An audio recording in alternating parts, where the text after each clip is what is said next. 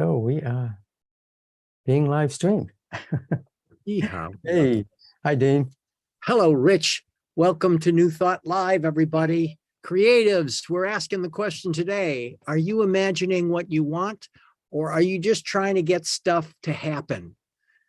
The concept that we're focused on today is the idea that there's one mind, and that mind is the infinite mind. There's not your mind and my mind. There's the infinite mind.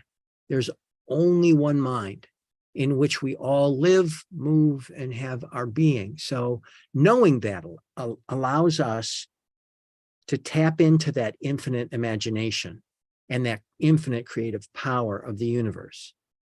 There's a few steps to getting there, but today on New Thought Live, Rich and I are going to focus on imagining your creative contribution to the universe, and then taking the steps to allow it to flow into your human experience and unfold as your highest and best life.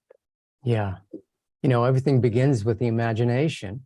You imagine it, and if you can imagine it, you can create it. There's nothing to keep you from creating it because you're working with this infinite mind, this infinite intelligence that picks up on your thoughts and creates out of them. And so, you know, we were talking about it the other day too, Dean, about how, you know, the same mind that Steve Jobs used, Elon Musk used, is the same unlimited mind that we use. So these people who created these amazing things in life had thought of it. It was in their imagination. And Steve Jobs had a huge imagination. And so with that, he was able to create some gadgets, computers and phones, and brought people together in such a way that he changed the world. Elon Musk is changing the world by sending people out to outer space.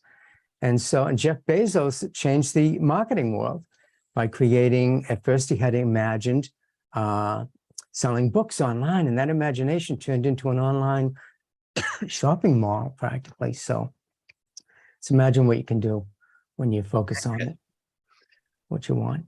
Okay, so that sounds really great, says most people. Oh, there's one mind. I'm not sure why that is, says most people, but I'll bite. What do we do? What do we do to learn more about that? How do we use this information that there's one mind? That mind is an infinite mind. How do we, as mere mortals, to use that information? Well, you know, you have the law of attraction. Well, everybody knows about the law of attraction. What you think about, you bring about. To me, just understanding that there's this intelligence, the same intelligence that creates an oak tree out of an acorn, same intelligence that holds the universe together in perfect balance, is an intelligence there. And just by knowing that, it makes it more real, this idea that your thoughts become things. And it's not just hearsay, you know, it's not just, oh yeah, your thoughts become things. Well, once you realize that you're working with this infinite intelligence, this infinite mind, and you start to use it positively because you know the thoughts you think, whether negative or positive, are going to be, you know, create and manifested in your life. So to me, that's my whole thing about the infinite mind, infinite intelligence. I often heard it, and maybe this will explain it a little more too, that Reverend Michael Beckwith was teaching that there's that one mind, that infinite intelligence is our mind. We're unique, individualized expressions of the infinite. So our mind and everybody else's mind is the same mind as the infinite mind, infinite intelligence. When we think a thought, and everybody's thinking thoughts, and out of that, we're creating this world that we're living in. Mm-hmm. And so with that realization, it makes it easy for me to just focus more on positive thoughts rather than negative thoughts. Imagine things that I want to experience, not imagining things that I don't want to experience, because I know there's power there. Yeah. And when we're talking about creatives, folks, in any area of the arts, in any area of creative unfoldment, including education and science, when you're focused on that which you want to create, and you're like, okay, I'm doing this, and it's got to get it done, got to do it right, got to do it now kind of environment, I think it's important to take a step back and recognize that it is not all the human doing that makes all of this creativity come into fruition. It's really a connection between your intention, your expectation, your imagination, your thinking, if you will, maybe a deep and restful and graceful thinking in alignment with you taking action.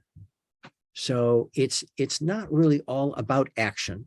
Action's very important, and it's not all about thinking imaginative thoughts.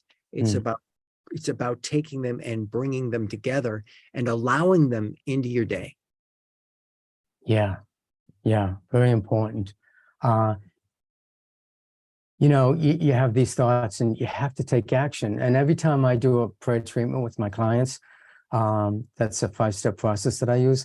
And at the end, I'll just say, act as if you have, so you may receive. So just start taking the steps towards this thing, believing that your prayer request or the thing that you're asking for, the thing that you're imagining is already being created by the infinite intelligence. Actually, I believe the right people, places, and things are already being aligned for you to have this thing. The universe conspires to align things for you to have this thing. Only you're over there switching your thoughts from, oh yeah, I'm imagining this, it's great. And then all of a sudden you come down like, but I don't know if I'm gonna have the money. I don't know if I can afford it. I don't know if this and blah, blah, blah. If you just stay focused on exactly what you want and act as if you have it, start walking towards it, start making your plans towards it, the universe will conspire to bring it to you. And there's no reason that it can't. Yeah, absolutely. There's no reason that it can't, and there's every reason that it can. It's really how we pay attention to it. I'll put in the comments below this some questions that we would like you to answer about giving yourself time and space for your imagination to flow. And so you can take a look at and answer some of these questions and see if you're really giving yourself the space to imagine and then take action. And be aware, just as a caveat on this, be aware when your ego gets in the way or gets inordinately involved. But that's a whole other topic. Yeah, we can talk about this forever. So many aspects to creation, to creating, consciously creating. Consciously creating. So I think we're about done here, my friend.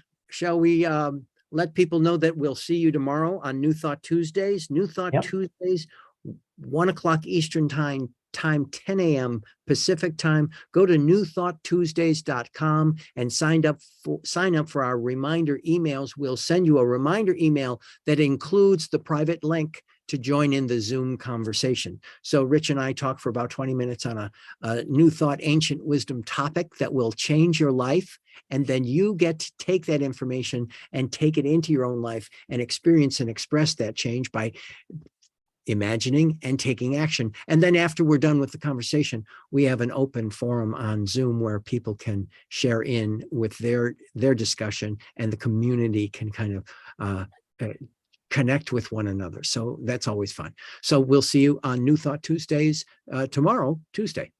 Okay, see you then. Take care.